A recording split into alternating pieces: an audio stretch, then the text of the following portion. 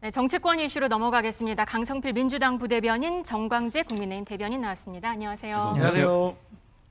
네, 조금 전 리포트에서 보셨는데 2015년 일본이 구남도를 세계 유산에 등재를 하면서 조선인 등 강제 동원 피해를 알리겠다고 했는데 이 약속을 지키지 않았고 이걸 유네스코에서 공식 논의하라던 우리 정부의 시도도 무산이 됐습니다.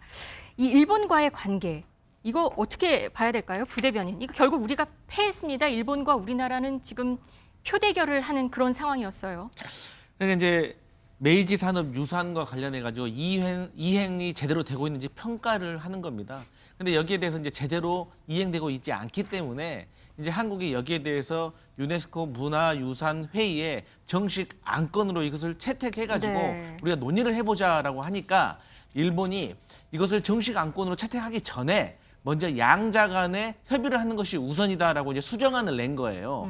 그래가지고 여기에 대해서 표결을 붙였는데 쉽게 말해서 한국의 의제 채택에 7개 나라가 찬성을 해주고 반대를 3개 나라 그리고 기권 8개 무효 8표가 나온 겁니다. 근데 이게 통과가 되려면 11개의 찬성표가 나와야 되는데 쉽게 말해서 저희가 11개 나라를 설득하지 못한 것이고 일본이 주장했던 것 그러니까 먼저 한국과 일본이 먼저 우선적으로 협의하는 것이 선행돼야 된다라는 주장이 이제 먹힌 거죠.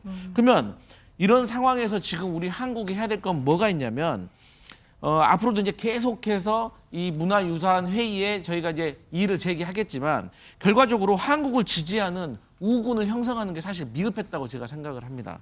그런데 그럴 수밖에 없는 게 지금 회원국이 21개국이 있거든요. 근데 이게 분담금이라는 게 있습니다. 각 나라마다. 근데 저희 나라가 한국이 유네스코 정기 분담금이 57억 그러니까 전체 2.3%예요. 그런데 일본이 전체의 6.9% 168억 정도를 분담을 하고 있어요. 그렇기 때문에 아무래도 이 유네스코 회원국 간에 어쨌든 일본에게 우호적인 나라가 형성이 된 것 같다. 그러면 지금 사도광산 이슈도 있는데 이것도 그럼 영향을 받을 건가요? 이거 어떻게 해결해야 돼요?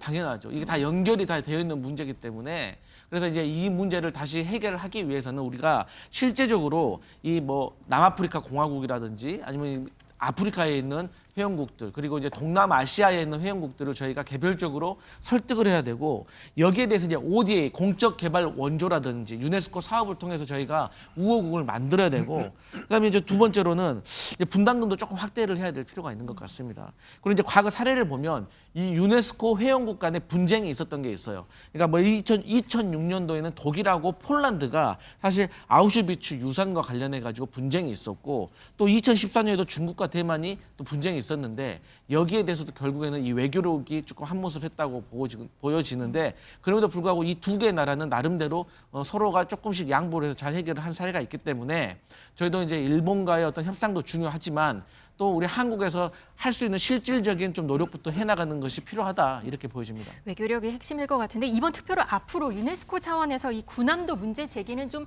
어렵지 않을까라는 생각이 드는데요. 한일 간 온도차도 있었잖아요. 재확인한 셈이 됐는데 한일 관계에 좀 부담이 될 것 같아요. 어떻게 보세요? 사실 냉혹한 국제 질서 속에서 외교력은 즉 국력과 비례하기 마련이죠.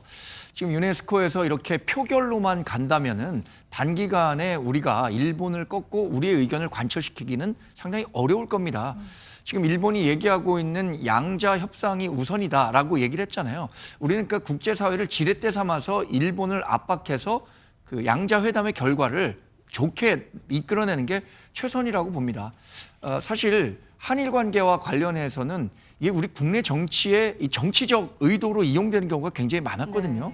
대표적인 경우가 문재인 정부 시절에 있었던 반일 감정을 조장해서 2020년 총선을 한일전으로 이끌어 가보자 이런 식으로 정치적으로 악용되는 경우가 많았는데 한일 관계는요 사실 윤석열 전 대통령이 계엄과 파면으로 인해서 실패하긴 했지만 정상화시켰다는 측면에서는 상당한 성과로 인정할 수 있는 부분이 있습니다. 그래서 한일 관계는 과거에 발목 잡혀서 미래로 나가지 못하는 우를 범해서는 안 됩니다. 지금 이재명 대통령도 차이를 넘어서 협력관계 발전을 모색하겠다고 했는데 이게 자칫 본인이 국내에서 정치적으로 위기에 몰렸을 때 다시 반일 감정을 자극해서 정치적으로 본인에게 유리한 쪽으로 이용하려고 하는 그런 유혹에 빠져서는 안 된다는 생각을 갖고 있습니다. 네, 일본과의 관계도 이 정부가 해결해야 할 것이 적지 않아 보이는 상황입니다.